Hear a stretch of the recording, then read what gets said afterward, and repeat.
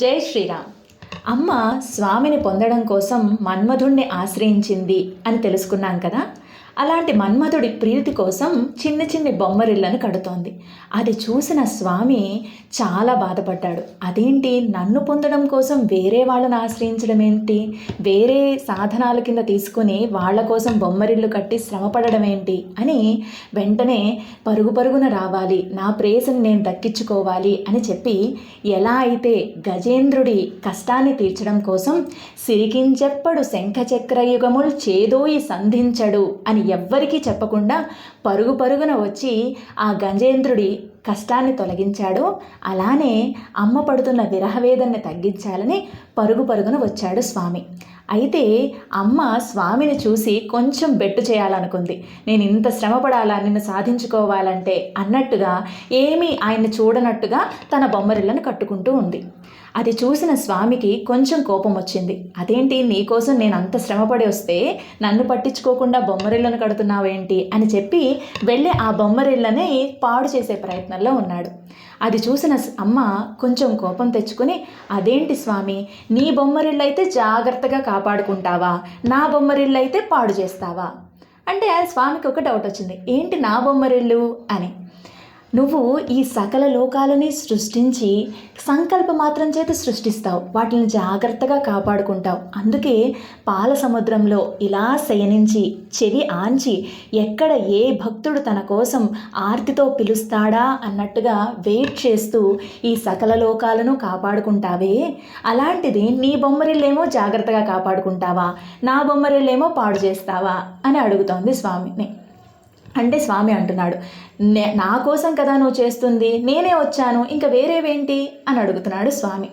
అమ్మ అంటోంది, ఈ బొమ్మరిల్లు కట్టడం కోసం నేను చాలా కష్టపడ్డాను తెలుసా, ఇసుకను తీసుకొచ్చాను, జల్లించాను, వాటిలో నీళ్లు కలిపి చిన్న చిన్న బొమ్మరిల్లు కట్టడానికి నాకు ఎంత శ్రమ అయిందో తెలుసా అని చెప్తోంది.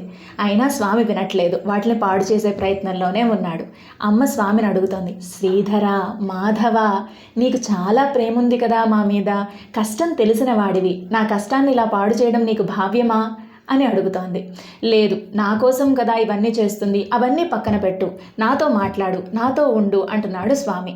అమ్మ లేదు లేదు, ఈ బొమ్మరిళ్ళను కాపాడుకోవాలని చెప్పి వాటిని తీసుకుని పరుగు పెట్టడం మొదలుపెట్టింది.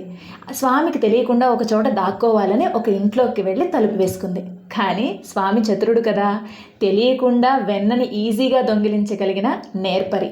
అందుకని అమ్మని కూడా కనిపెట్టాడు. కనిపెట్టి వెళ్ళి, ఏంటోయ్ అంత గబగబా వెళ్ళిపోయావు, నీకోసమే కదా వస్తున్నాను, పాపం కాళ్ళు నెప్పెట్టాయా, నేను కాళ్ళు నొక్కనా అని అమ్మని బుజ్జగిస్తున్నాడు. ఎప్పుడైతే అమ్మని అలా బుజ్జగిస్తున్నాడో అమ్మ పరవశించిపోయింది స్వామి మాటలకు. వెంటనే లొంగిపోవాలి, స్వామిని దరిచేర్చుకోవాలి అని అనుకుంది. అయినా సరే కొంచెం బెట్టు ఉంటుంది కదా, ఇంకా కొంచెం ప్రేమ చూపించాలి స్వామి అని చెప్పి ఇంకా వెయిట్ చేస్తుంది. స్వామి అంటున్నాడు అమ్మతో, నీ వాడిని, నీ దాసుడిని, నీకోసం వచ్చాను అని ముద్దుగా అంటుంటే అమ్మ స్వామి వంక ఓరకంటగా చూసింది. ఆయన ఎవరు అంటే పుంసాం మోహన రూపాయ, పురుషుణ్ణి కూడా మోహింపజేసే అందమైనది.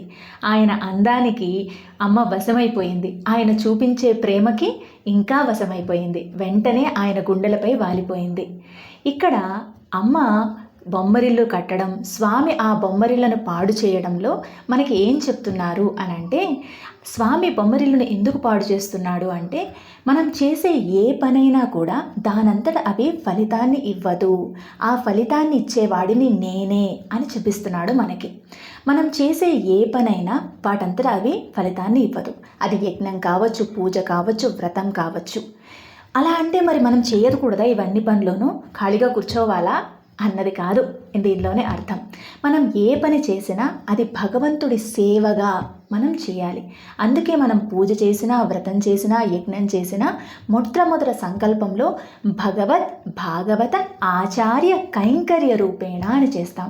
స్వామి మాకు అదంతా తెలియదు, ఇది ఈ ఫలితం కోసం మేము చేస్తున్నామని అనడం లేదు, నీ సేవగా చేస్తున్నాం, దీనికి ఈ ఫలితం కరెక్ట్ అని నీకు అనిపిస్తే మాకు ఇవ్వు, సో అంతా నువ్వే చూసుకోవాలి, నీదే భారము అని చెప్తూ ప్రతి పని ఆయన సేవగా చేయడమే మనం చేయాల్సిన పని అని స్వామి మనకి చెప్పకుండానే చెప్తున్నాడు.